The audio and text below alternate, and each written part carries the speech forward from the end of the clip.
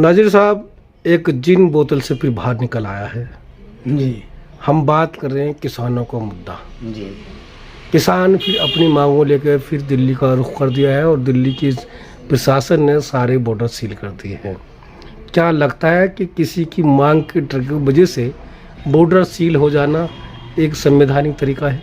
देखिए, कोई संवैधानिक तरीका नहीं है। लोग अपनी बात रखना चाहते हैं। दिल्ली में पार्लियामेंट हाउस है, वहाँ एक चर्चा होती है, उसी के अगेंस्ट उसकी कुछ दूरी पर जंतर मंतर है, वहाँ अपनी बात रखनी चाहिए और ज़रूरी भी है।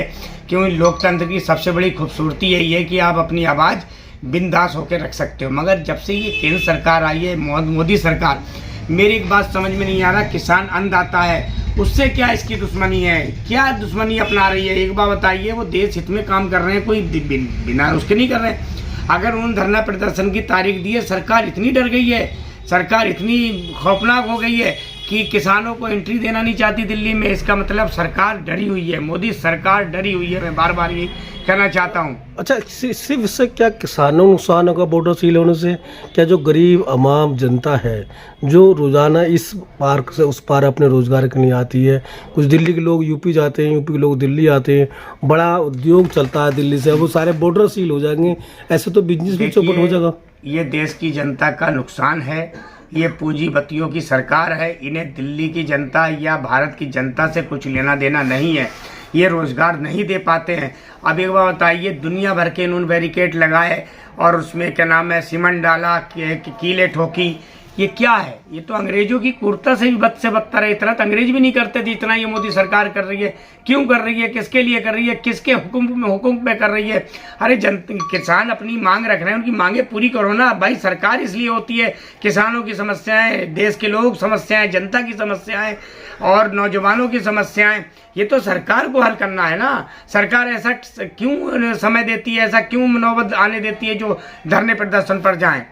लोग सील ये किसान क्या आतंकवादी हैं?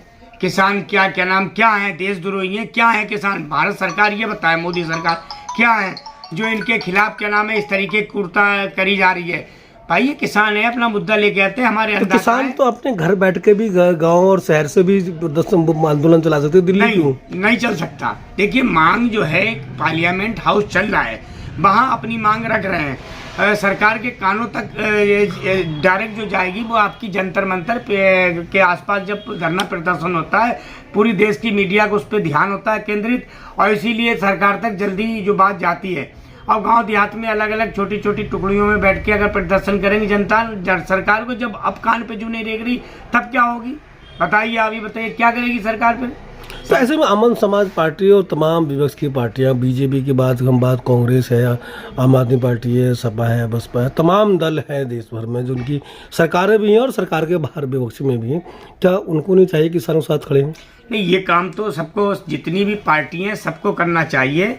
क्यों जरूरी है? क्योंकि इसमें अगर हम अब चूक गए तो आने वाला समय देश के इसमें ठीक नहीं है। बीजेपी की जो मंशा है वो साफ नहीं है। ये तो किसी भी तरीके से, हम आपको एक बात बता दें, मुसलमानों को दबाया, किसानों को दबाया, अगला नंबर SC ST पे आ रहा है इनका। क्योंकि ये सरकारी यार, तुम अगले नंबर की बात कर रहे हो। अयोध्या में 14 किलोमीटर दूर तक, 14 किलोमीटर पहले चार तरफ एंट्री के SC ST OBC चप्पल पहन के नहीं जा सकते। हाँ, तो ये सरकार जवाब देना इसमें। अब एक बार बताइए, लोग ये कहते हैं अभी 22 तारीख को राम का जो भी हुआ, प्राण प्रतिष्ठा वगैरह जो भी, एक बार बताइए, एक आम इंसान क्या भगवान की में जान डाल सकता है? ये बात बताइए। वो अलग मुद्दा है। दूसरा मुद्दा ये है कि वहाँ जो लोग रह रहे थे, उनके मकान उजाड़ दिए गए। वो कोई मुस्लिम नहीं है, क्यों उजाड़ दिए गए?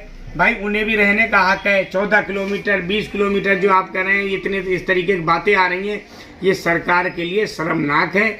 और ये मनुस्मृति लागू करना चाहते हैं। इनका कोई मुद्दा नहीं, कोई कुछ नहीं, सिर्फ मनुस्मृति के अलावा इनका कुछ नहीं है। और ये देश की जनता को गुमराह कर रहे हैं। देश की जनता से क्या अपील करेंगे आप? भाई देश की जनता से मैं यही अपील करना चाहता हूँ, देखिए समय है, ऐसा ना हो ये बीजेपी सरकार आपका वोट का राइट छीन ले और ये अपनी सारी मंशा में कामयाब हो जाए। इसलिए मैं ये कहता हूँ, अभी से कहता हूँ, बीजेपी का बायकॉट करें, बीजेपी को वोट देना बंद करें, चाहे वो हिंदू हो या मुसलमान हो। देखिए, हमें आपके अपने बच्चे पढ़ाने हैं, लिखाने हैं, उनका उज्जवल भविष्य देखना है। हमें इन विवादवादों में नहीं रहना है। अगर विवादवादों में रहना है तो बीजेपी रहे या RSS रहे, मगर हमें नहीं रहना। हमें आपस का भाईचारा कायम रखना है। इसीलिए मैं कहता हूँ इसका विरोध करें, पुरजोर विरोध करें, और जो आपको दिखता है, जो सद्भाव को बनाए रखता है, सबके साथ सबके रहता है, उसे बोलते हैं।